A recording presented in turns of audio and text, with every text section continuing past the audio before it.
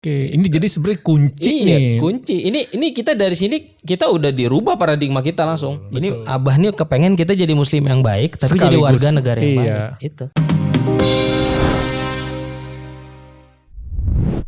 Assalamualaikum warahmatullahi wabarakatuh. Alhamdulillah wassalatu wassalamu ala Rasulillah Muhammad ibni Abdillah wa ala alihi wa ashabihi wa mawalah. Amma ba'du, sobat TKNN. Apa kabar semuanya? Baik, alhamdulillah. Alhamdulillah. Semoga semua yang menyaksikan dan tidak menyaksikan mendapatkan kesehatan lahir batin, sehat walafiat. Amin. Karena hari ini spesial. Kenapa spesial? Karena ulang tahun Tanbih. Tanbih. Alhamdulillah. Hari ini kita menghadirkan Kang Idan. Hari Tanbih. Hari Tanbih 13 Februari 1956. 56. Berarti udah berapa tahun tuh? 65 65 sih tadi. Tadi aneh Spesial. ngitung pakai kalkulator sih. 2021 di gua. Matematikanya lemah. Jadi Tanbih ini ulang tahun nih. Hari ini ya? Iya, hari ini pas 3 Februari. Pas. Alhamdulillah. Pas, alhamdulillah. Hari ini 1956 tahun yang lalu Abah Sepuh wafat juga. Iya. Karena haulnya kemarin tanggal Betul. 25 Januari. Iya, ngomong-ngomong pada tahu nggak tuh warganet TGNN ya? Kayaknya Jadi harus diinformasikan. Abah Sepuh itu wafat 25 Januari 1956. Itu ada di websitenya suryalaya.org, portal resminya Suryalaya gitu. Jadi teman-teman sebenarnya kudu sering-sering lo ngecek loh. Karena informasi dari pusat itu kan larinya ke suryalaya.org. Iya, suryalaya.org. ORG. Itu 25 Januari Ustaz. Iya boleh tuh. Jadi sebulan setelahnya, mungkin nggak nyampe sebulan ya? Enggak, cuman 19 hari. 19 hari Tanbih ditandatanganin sama Abah Anom. Sama Abah Anom tuh ditulis, ditandatangani kan. Luar biasa usia Abah Anom. Waktu itu 41 berarti. 41 ya. Kalau lahir Beliau kan tahun 1915. 41. Aneh 41 masih alhamdulillah begini-begini. Berusaha terus lebih baik. Dengan segala kelebihan dan kurang berusaha lebih Karena kan baik. setiap orang punya tugas porsinya masing-masing. Yang penting bersama Abah deh. Yang penting sama Abah. Oke. Oke Gimana nih Ustaz? Kang Idan, bicara tentang Tanbih nih. Sekarang spesial kan hari Tanbih yang ke tahun Tanbih ulang tahun yang ke 65. Ini kan berarti perjalanan Tanbih ini udah panjang ya. Panjang Ustaz. Udah panjang. Ini di mata Kang Idan nih Tanbih nih seperti apa nih? Tanbih ya. Jadi menarik ya. Tanbih itu secara bahasa tuh artinya peringatan ya. Peringatan. Aneh berpikir Ustaz, kalau peringatan sebenarnya siapa sih yang mempunyai wewenang untuk mengeluarkan peringatan? Gitu kan. Kalau kita masuk ke gedung-gedung itu kan, kalau gedung-gedung yang sekarang itu ketika akan terjadi simulasi ya, ada kebakaran atau gempa, itu kan ada peringatan-peringatannya bahwa nanti jalur evakuasi di sini gitu kan. Kalau kita naik lift juga maksimal berapa orang, bobotnya berapa kilo, terus nanti ketika liftnya macet tengah jalan harus ngapain, ada tombol-tombolnya gitu kan. Nah itu yang mengeluarkan pasti kan orang yang tahu bener bagaimana kalau itu kejadian. Apa yang akan terjadi. Nah berarti kalau bicara Tanbih ini ya Abah Sepuh yang memang punya otoritas mengeluarkan peringatan untuk murid-muridnya dalam rangka jalan menuju Tuhan. Kan begitu Ustaz? bentuk kasih sayang. Bentuk kasih sayang. Jadi gak sembarangan maksudnya gitu Ustaz. Ini gak sembarangan Tanbih ini keluar bukan sekedar orang kayak nulis puisi gitu ya. Puisi sekedar nulis, dapat inspirasi. Bukan, tapi memang bentuk kasih sayangnya beliau itu supaya muridnya itu kan selamat dunia akhirat kalau di Tanbih kan. Nah disitulah pentingnya Tanbih. Jadi luar biasa lah kalau menurut Anda Ustaz. Peran Tanbih itu yang sifatnya itu mudah dipahami lah.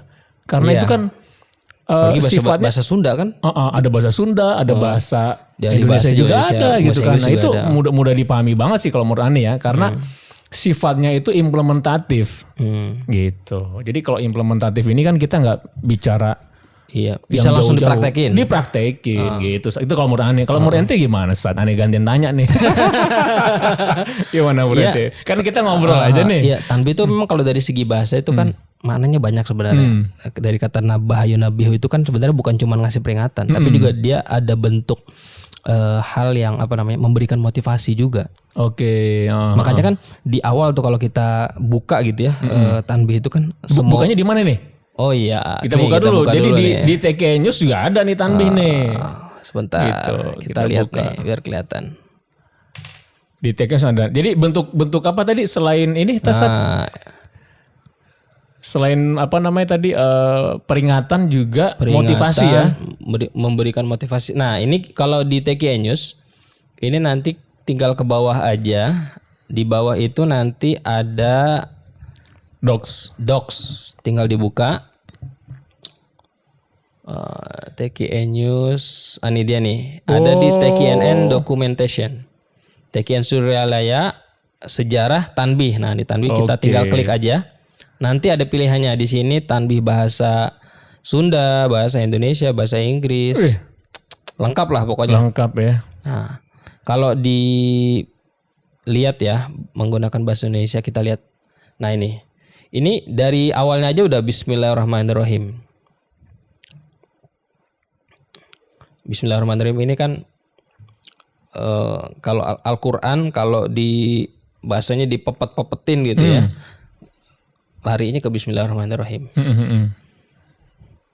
Nah, tanbih ini dari Syekhuna almarhum Syekh Abdullah Mubarak bin Nur Muhammad yang bersemayam di Patapan Suryalaya Kajembaran Rahmaniyah. Sabda beliau kepada khususnya segenap murid-murid pria maupun wanita, tua maupun muda. Ini menarik Kang Idan. Gimana Ustaz? Dia beliau tulis pria, wanita, tua maupun muda. Ini muda nih kalau zaman sekarang mungkin milenial, centennial ya. Tua ente kali ya. Tua kalau dibandingin yang baik. Maksudnya apa? Nih murid-murid Abah memang jangan yang tua-tua. Ini ada kalimat muda di sini loh. Oh. Ini jangan lupa nih. Dan jangan pria doang yang dibidik. Jangan pria doang, ada wanita. Oke, lengkap Gitu. Ustaz. Iya, sebenarnya kan bisa aja nulisnya cuman segenap murid-murid. Iya, nggak usah dirinci. Nggak usah dirinci, tapi dirinci sama Abah. Tuh, pria maupun wanita. Ini yang menarik kan di depan ini, semoga ada dalam kebahagiaan. Doa ya Ustaz ya. Langsung doa. Coba. Ini indah banget kan? Kita dapat wasiat, tapi begitu diawali langsung doa. Biasanya kalau orang wasiat langsung ini kan. Didoain kita kan? Iya langsung didoain. Semoga ada dalam kebahagiaan. Dikaruniai Allah Subhanahu Wa Taala kebahagiaan. Diulang lagi kebahagiaan. Yang kekal dan abadi dan semoga tak akan timbul keretakan dalam lingkungan kita sekalian. Coba Ustaz. Dari sini aja kita dapat insight loh. Apa tuh? Kata kebahagiaan ada 2. Iya. Ya kan? Berarti kan sebenarnya yang memang benar dicari manusia itu adalah bahagia. Iya. Sampai sekarang tuh training untuk bahagia tuh banyak banget loh. Ya kan training supaya bahagia. Orang bagaimana liburan. Orang Nyari liburan apa? Kebahagiaan. Iya. Orang benapsu dia mencari materi ingin cari bahagia. Ya kan orang pengen memuaskan jabatan atau hawa nafsu makan sana makan sini pengen bahagia. Tapi di sini kan bahagianya yang kekal dan abadi. Pertanyaannya, materi kekal nggak? Kan gitu. Itu dia. Berarti ini menyiratkan kebahagiaan di dunia, kebahagiaan yang dan akhirat. Oke. Ini jadi sebenarnya kunci nih. Kunci. Ini kita dari sini kita udah dirubah paradigma kita langsung. Betul. Apa sih definisi bahagia? Definisi bahagia. Dan menariknya di awal bahagia, di ujungnya tuh ada kertakan. Berarti namanya bahagia itu bertolak belakang dengan kertakan. Iya. Semoga tak akan timbul kertakan. Berarti ini yang harus diwaspadai nih. Kertakan. Betul. Jangan sampai muncul kertakan nih gitu kan. Kertakannya di lingkungan kita. Berarti kalau bicara di lingkungan kita, kalau menurut Anestad, kenapa nggak kertakan dalam diri gitu ya? Tapi dalam lingkungan. Ini menandakan Ikhwan TKN ini harus punya fungsi sebagai makhluk sosial. Iya benar. Ya kan? Ngapain dong kita bertarekat hanya untuk kebutuhan diri sendiri kan? Nah, posisi kita Ikhwan itu adalah makhluk sosial kan? Makanya dalam lingkungan kita bisa keluarga, bisa pekerjaan, kantor, bisa sekolah, bisa lingkungan masyarakat RT RW kan, nggak boleh ada kertakan gitu kan. Menarik nih, ini baru satu begini. Luar biasa ya, mungkin Abah Sepuh saat menulis tanbihnya itu ya, luar biasa. Nah terus kalau dilanjutin kan selanjutnya pun pula semoga pimpinan negara bertambah kemuliaan dan keagungannya supaya dapat melindungi dan membimbing seluruh rakyat dalam keadaan. Ini kan menarik nih. Aman, adil, makmur, zahir maupun batin. Lengkap itu Ustaz. Lengkap banget kan. Benar. Ini belum sampai ke bawah, ini baru sampai ini nih. Masih doa. Masih doa ini. Doa. Dan menariknya Ustaz, kalau menurut Anda nih Ustaz, di sini kan mendoakan pimpinan negara, ya kan? Di sini ada kata kuncinya aman, adil dan makmur. Memang kan Islam itu hadir memberikan untuk memberikan keadilan dan kesejahteraan. Betul. Makmur. Gitu kan? Makmur. Gitu. Zahir batin lagi Zahir Ustaz. batin. Dalam banget ini, Masya Allah. Jadi kalau pimpinan negara ini sebenarnya pesan juga kalau menurut Anda ini Ustaz. Pimpinan negara bukan cuma presiden. Betul, pimpinan negara kan dari paling tinggi sampai atas lah, sampai paling bawah perangkatnya orang-orang diberikan kuasa untuk mengelola masyarakat sampai lingkungan terkecil katakan. Berarti ini pesan buat pemimpin juga. Betul. Ya kan? Kalau tadi yang di awal terkait dengan kebahagiaan pesan untuk seluruh umum ya, ikhwan. Tapi di sini murid-murid. Tapi kalau udah bicara pimpinan itu harus mampu membuat rakyatnya, orang-orang yang dimimpinnya itu adil, membawa keadilan, keamanan, dan kemakmuran. Bukan masalah zahir aja loh. Iya, batin loh. Jadi bukan masalah misalnya pelayanan kesehatan memadai, ya kan? Pendidikan bisa terwujud dengan baik, akses pendidikan. Tapi lebih dari situ, di balik pesan kesehatan dan pendidikan itu kan batinnya bagaimana ya? Berat juga jadi pemimpin. Karena kan kesehatan kayak gini kalau kita lihat gitu ya, orang fasilitas-fasilitas kesehatan itu buat kesehatan lahir atau kesehatan batin yang ada nih? Banyakan lahir. Seimbang nggak? Ya begitulah perannya. Kadang-kadang mungkin sering terjadi dikotomi. Ini adalah urusannya dunia agamawan. Oke, agamawan. Kalau bicara batin. Makanya kalau nanti kita kebakan ada agama dan negara kan ya. Ini baru paragraf ketiga. Aduh. Udah jadi 3 bab. Ini Kang Idan nih. Lanjutin yang ini Kang. Pun kami biasanya nih Kang Idan nih. Gimana? Ini lanjutin Kang, Tong dibaca. Pun kami tempat orang bertanya tentang Thariqah Qadiriyah Naqsabandiyah menghaturkan dengan tulus ikhlas wasiat kepada segenap murid-murid, berhati-hatilah dalam segala hal, jangan sampai berbuat yang bertentangan dengan peraturan agama maupun negara. Ini Kang Idan ada insight apa di sini nih, tempat orang bertanya nih. Ini sebenarnya menandakan begini, kalau aneh pribadi ya. Jadi Tekian Suryala ini tarekat ini Tanbi ini keluar ingin mengukuhkan dalam arti bahwa posisi, ini adalah pesantren tarekat, gitu kan, pesantren tarekat itu yang pertama. Yang kedua, kalau namanya tempat kami bertanya, orang kalau banyak tanya butuh jawaban saat, benar, ya kan? Berarti ikhwan TGN ini itu kudu tahu apa tuh tasawuf tarekat, kan? Amalia bagus ya, tapi ilmunya penting juga. Gitu. Wawasan ketekianan apa itu dalil-dalilnya tentang orang bertasawuf, bertarekat gitu. Ini kan pesan juga di balik doa itu ada pesan. Inilah halusnya ya, guru mursyid kita bisa menyampaikan pesan dibalut dengan doa. Enggak begini misal gini. Lo begini nih kan enggak begitu. Tapi dalam bentuk doa itu beliau mengirimkan pesan bahwa kita harus mampu memahami, bukan hanya mengamalkan tapi memahami keilmuan tentang tasawuf itu sendiri. Seperti itu sih kalau menurut Anda Ustaz. Itu mungkin gimana nih? Iya, ini positioningnya benar nih. Pun kami tempat orang bertanya. Iya benar, harus punya jiwa servis. Betul, customer service ya. Customer service excellent nih. Nah, ini yang juga sering ini nih Kang nih, sering kita bahas kali ya. Betul. Nih, berhati-hatilah dalam segala hal. Teliti. Jangan sampai berbuat yang bertentangan. Ini mau nggak mau, kalau orang pengen hidup yang tidak bertentangan dengan peraturan agama maupun negara, maka mau nggak mau dia harus apa berarti? Harus tahu dong. Betul. Harus tahu halal haram. Betul. Karena kalau dia nggak tahu, gimana dia bisa menjalankan yang sesuai dengan peraturan agama maupun negara? Benar Ustaz. Dengan konteks berhati-hatilah ini juga sebenarnya bukan semata-mata itu datang begitu aja kita hati-hati. Sebelum kita sudah punya pemahaman kan. Berarti kita sudah punya wawasan keilmuannya. Kita sudah melakukan mencermati berbagai hal. Maka dari itu kita bisa berhati-hati. Iya, termasuk kalau berita datang hoax itu kan masuk juga nih berhati-hati. Kalau kita nggak punya bekal, bagaimana kita berhati-hatinya? Nggak bisa membedakan mana yang perlu kita prioritaskan, mana yang perlu kita dahulukan. Berhati-hati perlu perangkat ya. Perlu perangkat. Literasi harus kuat. Literasi harus kuat. Harus melek lah. Kalau sekarang melek. Kalau katanya tadi konteksnya Ustadz hoax tuh, literasi digital kita harus kuat. Literasi digital. Gitu kan. Jangan sampai bertentangan dengan peraturan agama maupun negara. Nah ini nih Kang, menarik Kang. Taatilah kedua-duanya tadi sepantasnya. Ada apa nih Kang? Dapat apa nih Kang?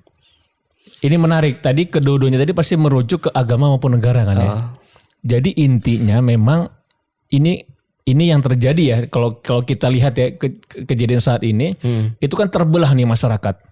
Ya. Terbelah gimana maksudnya? Terbelah begini, ada kelompok-kelompok masyarakat yang terlalu dalam tanda kutip sepertinya itu si A itu nggak punya kesalahan, si B ini fanatisme berlebihan lah itu. Nah, itu kan membuat dia nggak bisa melihat apa yang dilakukannya itu baik atau enggak. Dia hanya lihat ada sosok. Mengakibatkan kalau semua yang keluar dari si B pasti salah, keluar dari A pasti benar. Nah di sini menarik nih, kalau terkait dengan agama maupun negara, taatilah kedua-duanya tadi sepantasnya. Kalau menurut Ane ya, berarti ini kita diberikan ruang untuk bisa dalam bentuk kritik membangun ya terhadap pemimpin maupun negarawan ya, termasuk juga para mubalik, ustadz ini kan agama dan negara. Kalau kita pengen dikerucutkan ya, kalau pemimpin dari presiden sampai ke bawah, kalau dalam agama itu mungkin dari Habib Syekh turun sampai ke Ustadz lah kata gitu ya. Di sini kita diberikan taatilah kedua-duanya tadi sepantasnya. Jangan terlalu berlebihan lah. Jangan terlalu berlebihan. Moderat gitu kan. Ataupun kita senang dengan yang ini, jangan terlalu berlebihan juga. Karena ada juga kelompok yang gak senang. Yang penting kita tuh cari titik temu ini. Sebenarnya cari titik temu sih Ustadz. Cari titik temu kalau Anda lihat. Dan gak boleh ini ya, gak boleh pesan ini, kita ini gak boleh berlebihan lah. Ada ruang untuk terus memperbaiki diri. Jadi evaluasi critical thinkingnya harus ini harus. Kalau pesannya kayak Wafi itu apa tuh? Cermat. Kritis tanpa kritis dengan etis gitulah katakan. Cermat apa tuh? Lupa deh gue tuh. Apa dia? Nih kalau kayak Wafi nonton lu udah berapa kali nonton?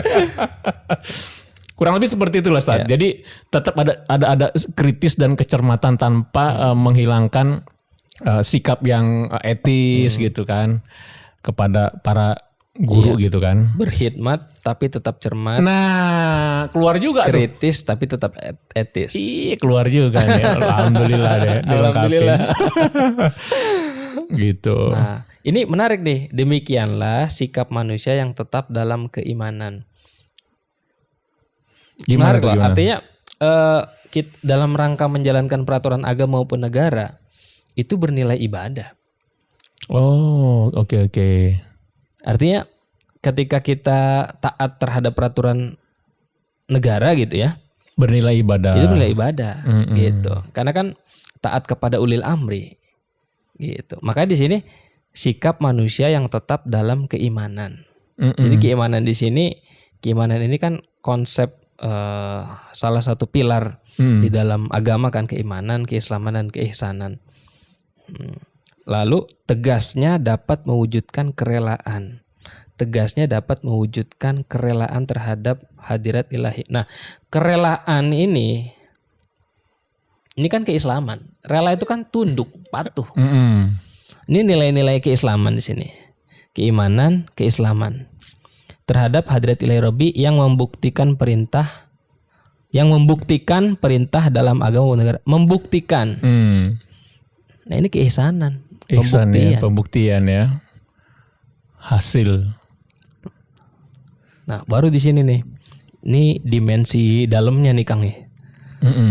Coba Kang dibahas Kang. Insafilah hai murid-murid sekalian, jangan terpaut oleh bujukan nafsu, terpengaruh oleh godaan setan. Waspadalah akan jalan penyelewengan terhadap perintah agama maupun negara, agar dapat meneliti diri kalau-kalau tertarik oleh bisikan iblis yang selalu menyelinap dalam hati sanubari kita. Ini kan sebenarnya gini nih, kita diminta untuk insyafilah. Itu apa Ustaz? Kata-kata insyafilah itu dalam bahasa ini nih. Kan kita sering dengar insaf lo, sadar lo gitu kan. Sadar lo. Jadi kita kudu sadar nih Ustaz. Kudu sadar memang diri ini kan setiap detik itu tidak lepas dari godaan. Benar. Ya kan?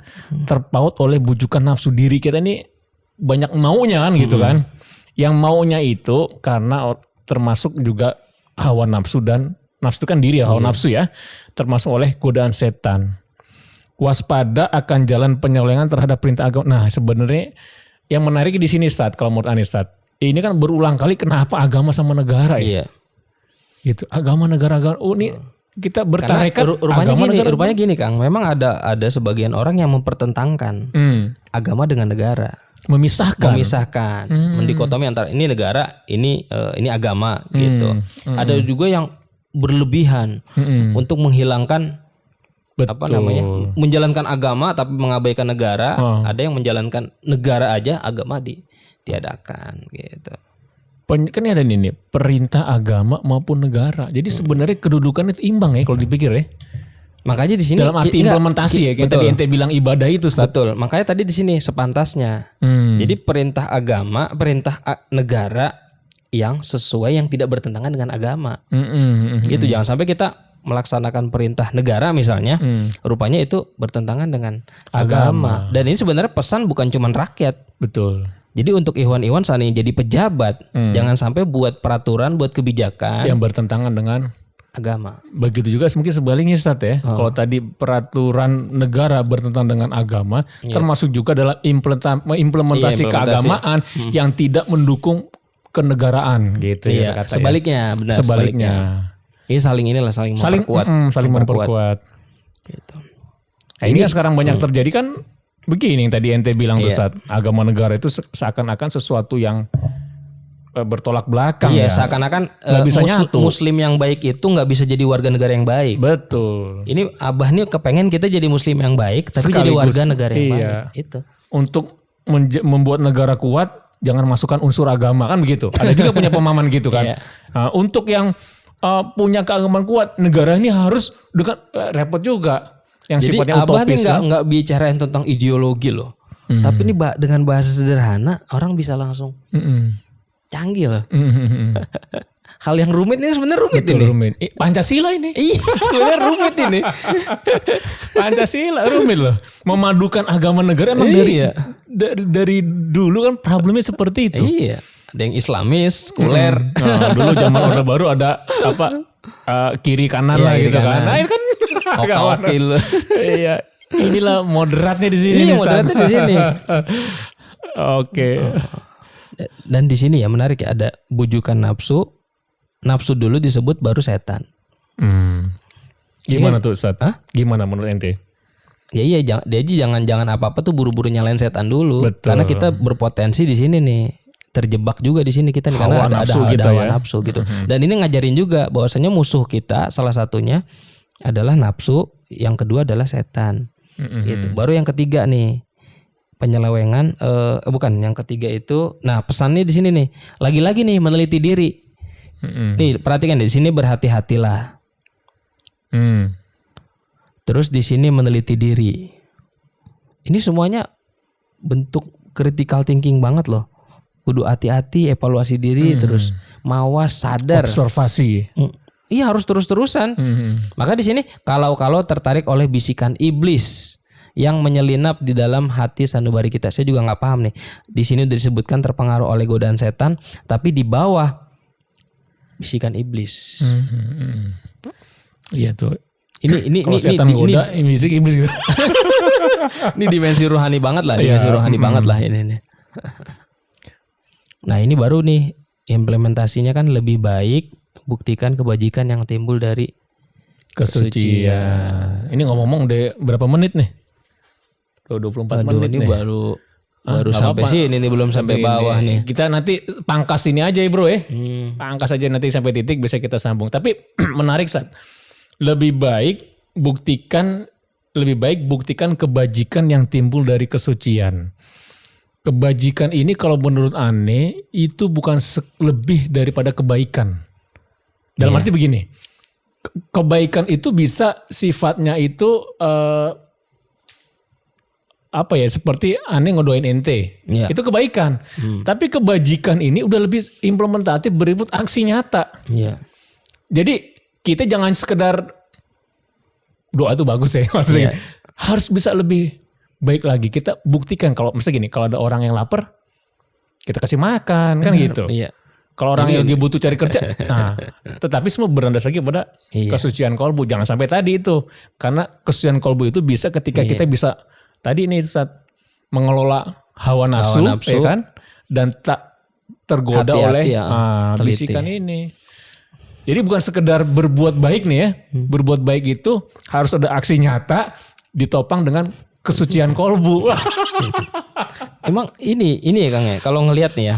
Jadi kalimat lebih baik buktikan kebajikan ini setelah kita janganlah terpaut, jangan terpengaruh, waspada perintah agama negara, teliti diri, baru lebih baik buktikan. Betul. Jadi jangan asal kita ingin berbuat kebajikan. Ini kan sebenarnya ihsan ya. Lebih baik buktikan kebajikan yang timbul dari kesucian ini kan ihsan lah kalau bahasa agamanya lah. Betul. Gitu. Dan kata-kata lebih baik itu menandakan yang lain itu baik. Iya. Jadi tidak mengecilkan maksudnya gitu kan. Dari pemilihan katanya juga beliau luar biasa. Betul-betul apa ya, selektif banget. Selektif gitu kan. Ya luar biasa itu. Ini kalau kita lihat lagi ke bawah nih Kang. Ada 4 klaster di sini. 4 klaster. Gimana nih Kang? Jadi ketika kita ingin melakukan sebuah aksi nyata, itu kita nggak bisa sekonyong-konyong ya. Dalam arti kita tetap butuh perencanaan. Yang mau kita sasar nih siapa nih? Segmennya. Yang mau kita sasar siapa nih? Ya kan? Di sini dalam rangka membuktikan kebajikan ini, Pangarsa Sepuh tuh bikin 4 segmen atau 4 klaster yang tadi ente sebut. Pertama, klaster yang pertama atau segmen yang pertama itu terhadap orang yang lebih tinggi. Gitu kan, orang yang lebih tinggi baik zahir maupun batin kan tentunya. Bisa orang yang usianya lebih tinggi, atau yang kedua bisa juga dari struktur sosial di masyarakat. Misalnya dia sebagai ketua RW atau pimpinan, bisa juga nanti di kantor dia walaupun secara umur lebih muda dari kita, di kantor dia mempunyai posisi. Nah, itu kita punya bagaimana pendekatannya itu berbeda dengan segmen yang kedua yang sederajat. Sederajat itu bisa jadi umurnya sama-sama selevel dalam hal masih sekolah sama-sama SMA lah gitu kan. Yang kedua posisi sebagai karyawan, staff seperti itu kan. Teman-teman nongkrong. Jadi Pangarsa Sepuh ini luar biasa loh. Yang membuat segmentasi. Yang repot nih kadang-kadang kita mau dakwah nih. Kita main hajar aja pokoknya. Gue punyanya ini, udah lo mau ikut tebanggaan gitu. Tapi di sini kan beliau tuh membuat segmentasi. Pentingnya membuat itu sasaran. Gitu. Sasaran. Karena memang tadi bekal bagaimana kita pun kami tempat orang bertanya. Kan yang bertanya itu kan banyak kalangan, ada yang lebih tinggi dari kita. Ya kita ajaklah kadang-kadang lah sambil makan bisa juga dong dicari di restoran ya kan. Kalau sama teman-teman kita aja warung kopi dah kasar begitu kan. Sederajat. Tapi kalau sama orang yang lebih rendah di bawah kita, ya kita agak memposisikan berbeda. Bahasa-bahasa juga kita nggak boleh bahasa yang menandakan kita lebih tinggi. Ya, sama orang yang rendah kan begini nih, berbuat tidak senonoh, bersikap angkuh, kan perasaan. Jadi dan yang keempat, kalau menurut Ane Ustaz, ini terhadap fakir miskin. Padahal kalau bisa dibilang ya, fakir miskin ini posisi juga udah di bawah ya, secara umum ya, Tapi beliau menempatkan lagi fakir miskin gitu kan. Di sini ada keterangan diri kita pribadi betapa beliau dalam keadaan kekurangan gitu kan. Ane sih melihatnya di sinilah pentingnya kebajikan berbasis ekonomi gitu. Sinergi untuk untuk menolong para fakir miskin ini. Jadi dakwah tarekat itu itu punya banyak cara lah ya. Seharusnya harus punya banyak cara karena yang kita tuju tuh masing-masing beda. Untuk orang yang lebih tinggi sederajat di bawah kita sama ini. Fakir miskin lebih tepat memang berbasis ekonomi ya. Kalau menurut Anda sih seperti itu, Ustaz. Iya. Ya, kalau Anda lihat ya, kalau dilihat dari positioning, ini kan Abah tuh pengen ngelihat kita tuh kalau melihat apa ya, realitas sosial satu gini ya, Abah itu menyadari adanya realitas sosial. Itu satu. Nah, yang kedua, orang itu mesti paham positioning diri. Itu dua. Nah, yang ketiga, tanggung jawab sosial kita itu lebih banyak terhadap orang yang di bawah kita. Perhatikan di sini. Ketika terhadap orang yang lebih tinggi, Abah hanya mengatakan hormati, rukun, menghargai. 3 nih. Ketika yang sederajat, wah sederajat itu kan karena kita merasa sederajat, pesannya apa? Jangan. Karena sederajat. Biasanya kan kita kalau sederajat tuh gampang apa ya? Lebih gampang inilah, nggak sungkan lah. Makanya di sini jangan sampai terjadi persengketaan. Potensi lebih besar gitu. Rendah hati, gotong royong, kerjasama di sini sederajat. Entah ini sederajat antara sesama yang udah sama-sama tinggi, tetap harus gotong royong. Di sini sebenarnya fungsinya nih. Ini sesama yang kaya, gotong royong. Sesama komunitas gotong royong, taruhlah sederajat gitu kan, dalam melaksanakan perintah agama maupun negara. Jangan sampai terkena firmannya azabun alim gitu. Nah, yang ketiga terhadap orang yang di bawah. Nah, ini lebih banyak tanggung jawab sosial kita. Jangan menghinakan, jangan berbuat tidak senonoh, jangan bersikap angkuh, mesti belas kasihan. Belas kasihan bukan sekedar ini ya, apa namanya, rekayasa, tapi dengan kesadaran. Ini diingetin banget ini. Terus agar mereka senang. Jadi kita bikin orang yang di bawah kita tuh senang. Bikin gembira hatinya. Jangan sampai takut, jangan sampai liar. Jangan sampai tersayat hatinya. Sebaliknya harus dituntun, dibimbing dengan nasihat yang lemah lembut. Ini berapa kalimat aktif gitu yang di ini tuh, semakin posisi di bawah, artinya tanggung jawab sosial kita terhadap orang yang di bawah itu lebih banyak. Nah, ini juga sama terhadap fakir miskin, harus sayang, kasih sayang, ramah tamah, manis budi. Allah, ini murah tangan, sadar. Iya. Coba rasakan diri kita pribadi, ini kan empati, Ustaz. Betapa pedihnya jika dalam keadaan kekurangan. Oleh karena itu janganlah acuh tak acuh. Jangan hanya diri sendiri yang senang. Karena mereka jadi fakir miskin itu bukannya kehendak sendiri namun kodrat Tuhan. Aneh terpikir juga, Ustaz. Jadi memang sebenarnya ini bisa dibilang di balik ini sebenarnya ada need juga, kebutuhan. Kebutuhan orang yang lebih tinggi ya memang seperti ini. Iya, betul. Jadi kita sama orang yang lebih tinggi dari kita memang nggak banyak kebutuhannya untuk kita hormati. Iya, betul. Ya kan, kita hargai. Yang sederajat ini sekarang problem nih, orang yang sesama sederajat ini perselisihan benar. Ribut mulu. Ribut deh sesama. Karena apa? Posisi mereka equal ya, sama tinggi, sama rendah. Potensi untuk ininya gesekan lebih kuat. Jadi makanya di sini pesannya jangan sampai terjadi perselisihan dan persengketaan. Di poin ketiga, terhadap orang-orang yang di bawah kita, ya kita nggak boleh sombong. Bener. Kan begitu. Iya. Kalau kita terhadap orang di bawah kita, bisa jadi posisi kita kan yang kemarin ditama. Iya. Ya kan? Benar. Kalau ada orang di bawah, berarti kita nggak boleh sombong. Ini yang ke atas, ini yang ke bawah. Iya, gitu kan. Dan yang keempat ini emang kita diingetin, lo bisa begini nih, semua itu karena kehendak Tuhan. Kehendak Tuhan. Jadi kita ngelihat orang fakir miskin tuh bilang, dia ini memang karena malas nih ya, dia ini nggak boleh begitu kan. Boleh. Emang terlepas dia pun malas atau enggak, tapi itu kehendaknya Tuhan. Makanya kita nggak boleh senang sendirian, saat senang tuh harus berjamaah. Bener tuh, senang harus berjamaah. Senang harus berjamaah, jangan senang sendirian, kalau susah berjamaah. Gitu. Jadi 4 ini menarik ya, Ustaz ya. Menarik, ini kalau dikaji bisa lebih ini lagi nih. Nih kalau dilihat dari ini ya, dari akidah ya, sebenarnya ini nanti penyesuaiannya ada di bawah kalau nggak salah deh. Saya pernah ngelihat juga nih. Nah di sini nih, ini kalau dilihat dari segi akidah aswaja nih ya, Di sini karena mereka jadi fakir miskin itu bukannya kehendak sendiri namun kodrat Tuhan. Oke, takdir. Jadi mereka miskin karena takdir Allah gitulah. Tapi di sini adapun soal di mana ya? Nah ini dah.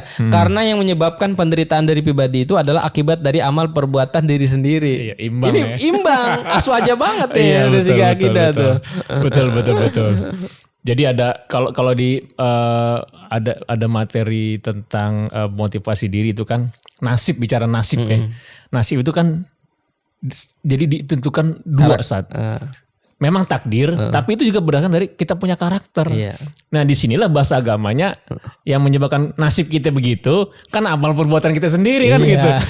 Cuman ini kan bahasa agama, kadang-kadang kalau dibawa ke dunia manajemen itu kadang orang kurang apa ya, masih ada yang sebagian Ada tuh gap gitu ya. ini agama nggak kuno lah gitu kan. Tetapi ketika dibawakan oleh seorang ahli manajemen, ini karakter sebenarnya gitu. Iya. Bagaimana membentuk karakter kan gitu. Imbang ya Ustaz ya. Iya, di sini aswajanya ketahuan. Ini akidah aswajanya dapat banget di sini nih. Gitu. Lanjut Ustaz, lanjut. Tadi sampai mana tadi ya? Ini. Demikianlah sesungguhnya sikap manusia yang penuh kesadaran meskipun terhadap orang-orang asing. Artinya Abah ini tidak menempatkan 4 ini adalah ikhwan.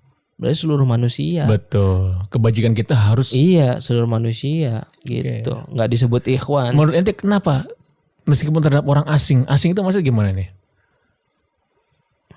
Mungkin karena tidak dekat kali ya secara emosional atau beda agama atau beda apa gitu. Betul ya. Beda.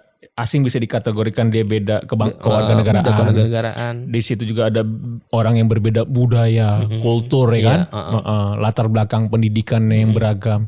Kan asing, budaya yang berbeda sama kita kan dibilang kayak asing gitu kan. Kata orang Jawa ketemu sama orang Ambon asing. Gitu kan, orang asing.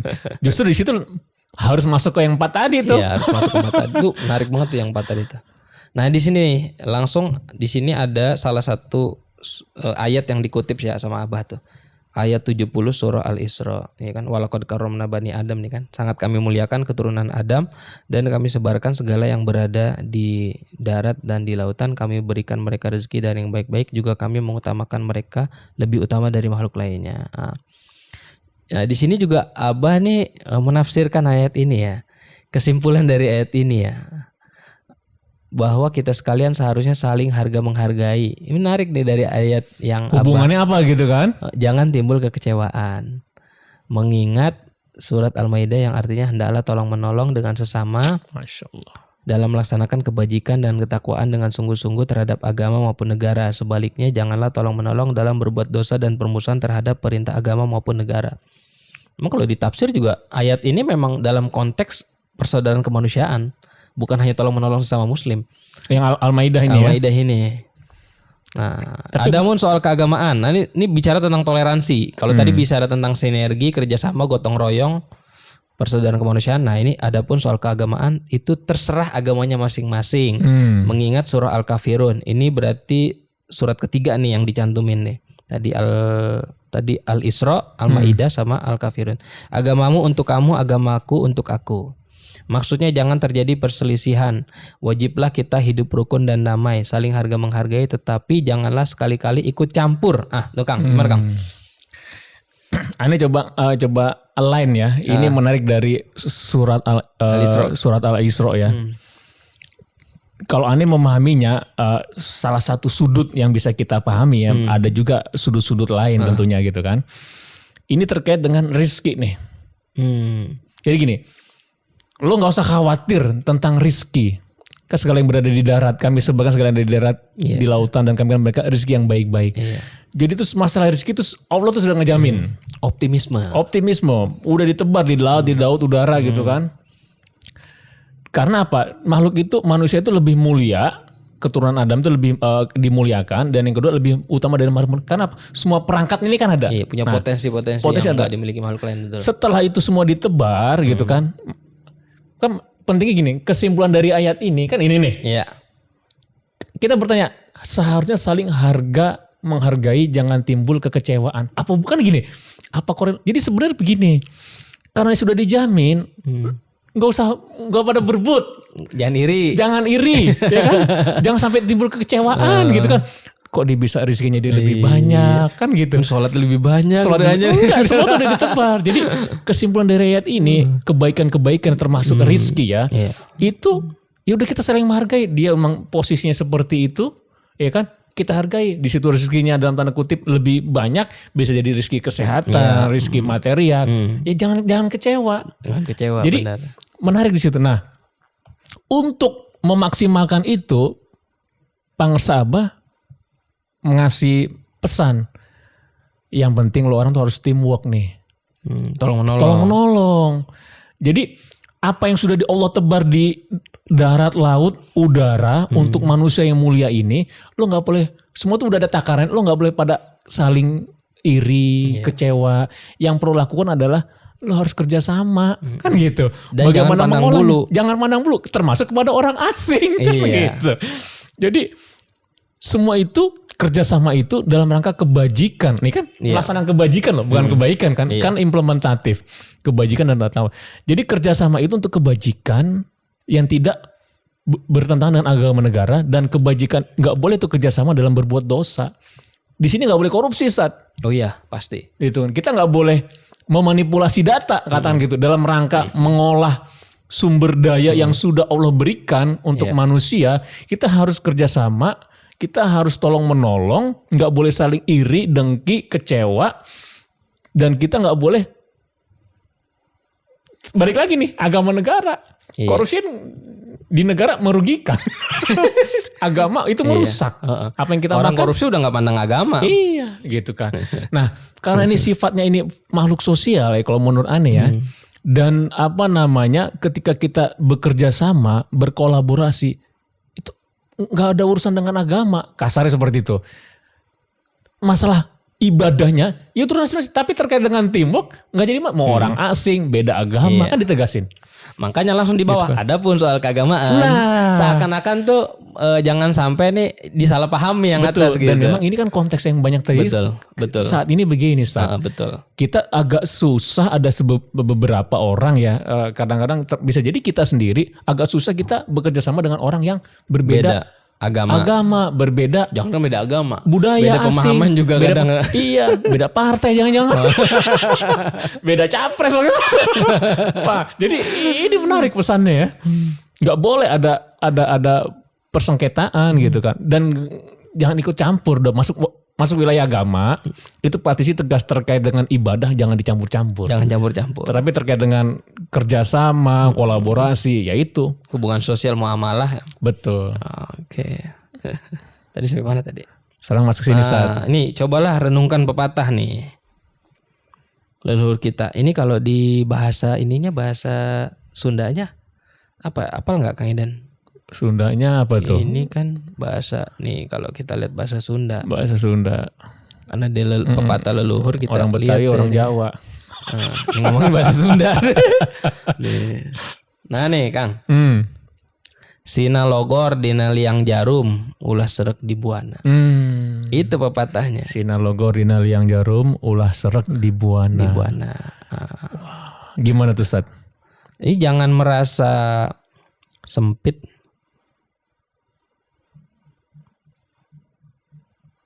Mana sih tadi?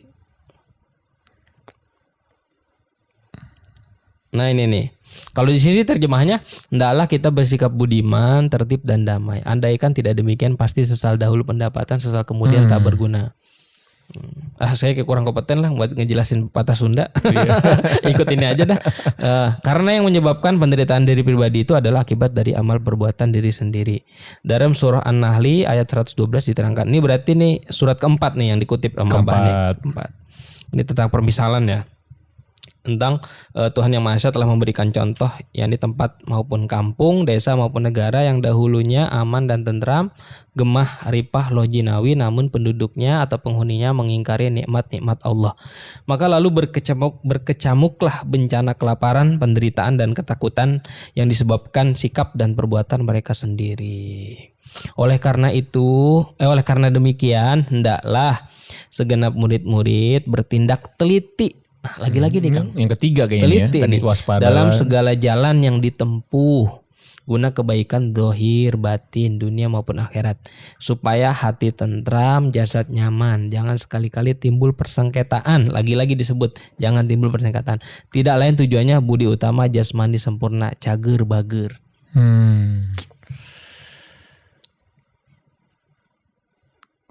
Gimana menurut ente Sat? Dua paragraf ini nih.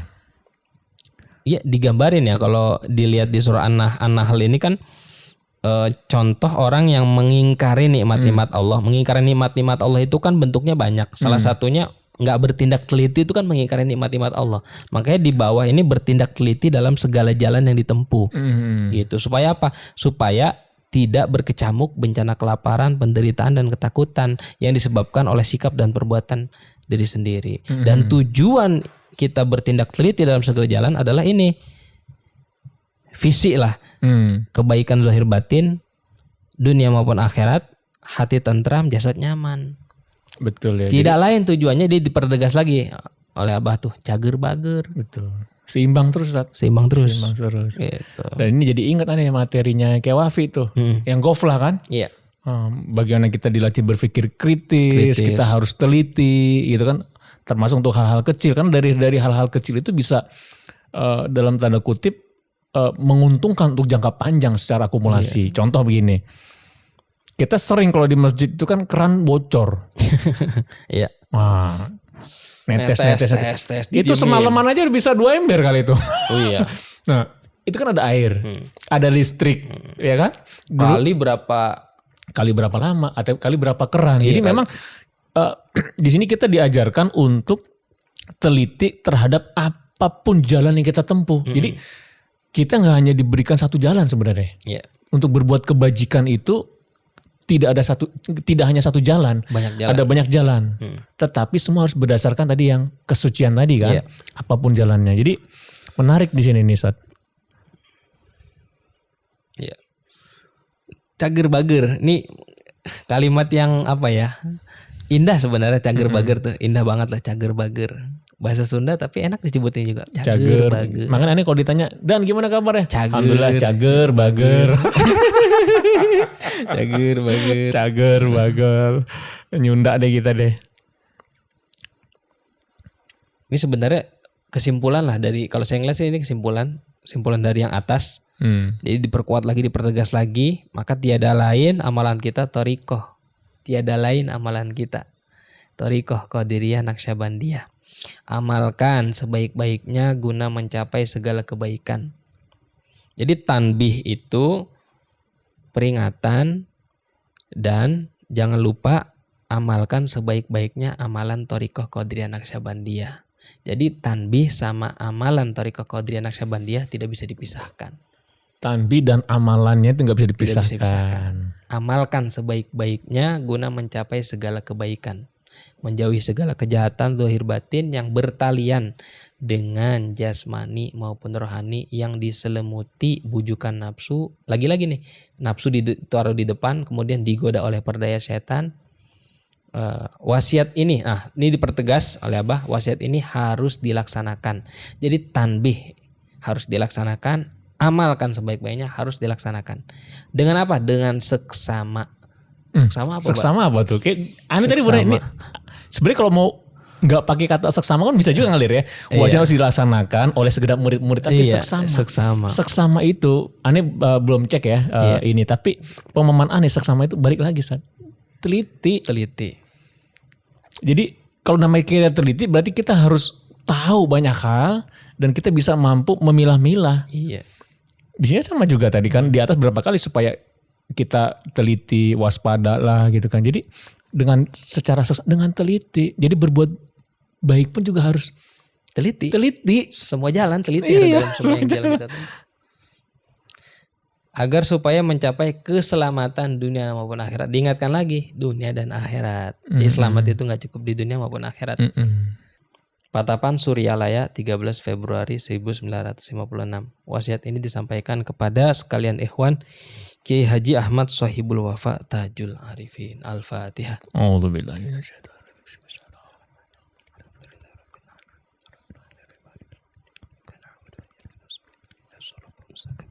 الذين أنعمت عليهم Amin. 65 tahun Ustaz ya. 65 13 Februari 1956. Sekarang 3 Februari 2021, 65 tahun. Wasiat ini disampaikan kepada sekalian ikhwan. Kalau dipikir Ustaz, ini dikhususkan tanbih ini untuk murid-murid, benar nggak Ustaz? Iya, murid-murid. Murid-murid TKN. Iya. Kalau ada murid ada apa Ustaz? Ada guru. Ada guru. Beliau nggak nulis guru Ustaz. Sekarang ikhwan kan gitu. Beliau nggak mursyid torik, enggak begitu. Begitu apa ya? Lembutnya beliau ingin sesama murid pun mengajak sesama ikhwan, ayo. Kalian ikhwan. Gitu kan. Ini luar biasa. Enggak, jadi di atas Abah Sepuh mengatakan murid. Tapi ketika di sini disampaikan kepada sekalian ikhwan, di sini tertandanya Kiai Haji Ahmad Sohibul Waqatil Arifin. Gitu kan. Bentuk tawadu. Bentuknya bangsa Abah ya. Bangsa Abah. Disampaikan kepada sekalian ikhwan. Kalau Abah Sepuh pesannya untuk murid-murid, ketika itu sama Abah disampaikan untuk ikhwan, Abah nggak menganggap ini murid gue nih, gitu. Gitu. Menunjukkan juga bahwa estafet ini benar. Abah Anom ini dapat dari Abah Sepuh, karena Abah Sepuh adalah mursyid. Makanya bicara langsung kepada murid. Tapi di sini Abah Anom juga meneruskan estafet dengan menyebut sama ikhwan. Termasuk dalam menjalankan amalan Thariqah Qadiriyah Naqsyabandiyah, kalau mendapatkan karamat-karamat atau karamah-karamah harus teliti, hati-hati. Hati-hati. Jangan-jangan istidroj. Istidroj itu kayak di berita TK News yang dia. Yang mana? Iya tuh. Oh, kita lihat yang mana? Kita lihat hati-hati karomah palsu. Ada gitu karomah palsu tuh. Di home. Nanti begitu dapat karomah ngerasanya ini tinggal dibuka aja nih, hati-hati karomah palsu. Rupanya istidroj. Betul, dipikir apa gitu kan. Oke. Alhamdulillah nih. Sobat TKNN. Makasih nih Kang Idan. Udah nemenin nih ngobrolin tentang tanbih. Nah, tapi ada yang menarik satu terakhir Ustaz, dari Ustaz. Kita balik lagi ke home Ustaz. Oke. Home. Nah, di home ini kalau nanti sobat TKNN tuh pengen tahu aktivitas TKN Center di Jakarta khususnya, ini kita akan mau bikin ini. Gedung TKN Center. Gedung TKN Center nih, gitu. Alhamdulillah nih Ustaz. Kita rencana tuh di samping masjid itu ada kantor ya, dari kantor Korwil dan BMT itu akan kita bangun 3 lantai. 3 lantai itu insya Allah akan lantai pertama kita jadikan TKN Mart. Jadi usaha-usaha ikhwan TKN itu kita bisa masukkan ke sana, bisa kita bantu promo baik offline maupun online-nya. Kan kita sudah ada TKN Mart-nya kan. Lantai 2 rencana kafe dan resto. Gitu kan, kafe dan resto itu nanti ada beberapa usaha juga yang nanti memang semua peruntukan untuk perkembangan dakwah. Dan lantai 3-nya akan kita jadikan training center. Training center ini bukan hanya untuk kursus-kursus terkait dengan ketasawufan dalam arti tapi life skill, menjadi sales yang produktif, menjadi ahli coding misalnya sebenarnya kita akan adakan. Nah, di sini kita akan bangun 3 lantai. Alhamdulillah nih, kita kebutuhan dana 650 juta, sudah hampir 50 juta masuk. Alhamdulillah. Jadi kalau sobat TKN ingin ikut partisipasi, silakan deh insyaallah. Wakaf. Pahala ngalir terus Sampai kita mati itu masih terus revolving. Ketimbang sedekah selesai. Betul. Apalagi ini untuk perkembangan. Oke. Sobat TKNN, terima kasih sudah menyaksikan channel kesayangan kita, YouTube TKN News, dalam acara podcast Tasawuf. Selamat hari ulang tahun Tanbih ke-65. 65. Kita semarakan ulang tahun Tanbih. Mudah-mudahan Ikhwan TKN selamat dunia akhirat. Amin. Amin ya rabbal alamin. Assalamualaikum warahmatullahi wabarakatuh. Waalaikumsalam warahmatullahi wabarakatuh.